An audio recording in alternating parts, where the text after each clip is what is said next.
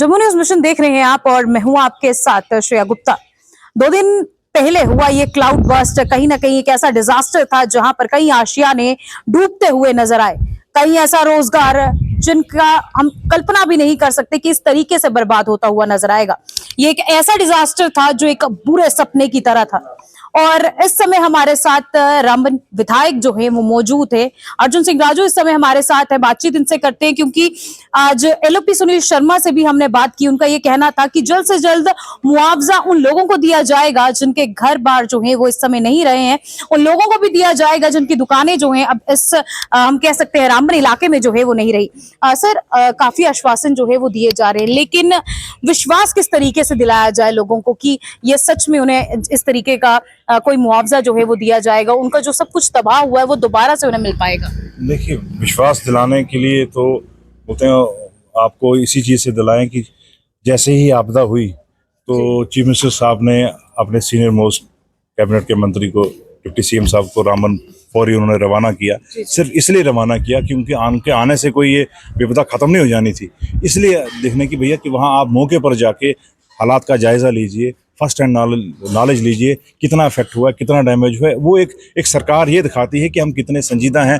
चुनी हुई सरकार का यही मतलब होता है कि अब लोगों की सरकार है, लोगों के पास पहुंचना उसको आता है। क्योंकि अब ये जो कुदरत की जो मार है, वो कहते हैं, तो वो तो मार तो बजी है, उसका कोई हमारे पास कोई हल नहीं था कि हम उसको रोक सकते थे। लेकिन अब जितना सरकार के पास है, जितनी सरकार के पास अपने रिसोर्सेज है, जितना मैन मशीनरी है हमारे पास, तो उतने उस हिसाब से कर रहे हैं। लेकिन मैं इसमें ये जोड़ूँ कि खुदा को बोलते हैं ना, गरीब को खुदा की मार होती है। रामबन था ही पहले एक सबसे पिछड़ा हुआ, यहाँ उस तरीके के ना रिसोर्सेज हैं। आप देखेंगे एडमिनिस्ट्रेशन के पास भी कितना एक है, हमारे पास मशीनरी कितनी है, हमारे पास आप रोड साफ करने के लिए क्या है। तो अब ऊपर से ये इस तरीके की आपदा है, तो इसमें समय लगेगा रिस्टोरेशन करने में, एसेंशियल सर्विसेज को रिस्टोर करना है। वो एक बड़ा चैलेंज है क्योंकि ऑलरेडी परनौर की लैंडस्लाइड हुई थी, हमारा बिजली का निज़ाम धर्म भरम हो गया था। अब ये हुआ है मतलब कि 10-20 जो है वो ट्रांसफार्मर बिल्कुल ज़मींदोज़ हो चुके हैं। उसको रिवाइव करना बड़ा चैलेंज है। पीएचई की जो पाइपें हैं वो बिल्कुल ख़त्म हो चुकी हैं, तो उसको जो है लोगों को साफ़ पानी पीने में, आज देखेंगे शहर के कस्बे की बात करें, 90% लोगों को पानी पीने का नहीं है। तो वो एक बड़ा हमारे लिए चैलेंज है, क्योंकि विपदा जब आके चले जाती है उसके बाद असली चैलेंज शुरू होता है लोगों की ज़िंदगियों को बहाल करने के लिए। तो जितना हो सकेगा वो करना हमारा फ़र्ज़ है, और हम यही कर रहे हैं कि उम्मीद और सरकार, मुख्यमंत्री जी ने भी जो है वो आश्वासन पूरा दिया है कि रामबन को कल आज भी आना था, लेकिन मौसम बिल्कुल आप देखेंगे किस तरह से ख़राब, अभी भी बारिश पड़ रही है, तो सुबह वो बाई रोड अब वहाँ पहुँचेंगे।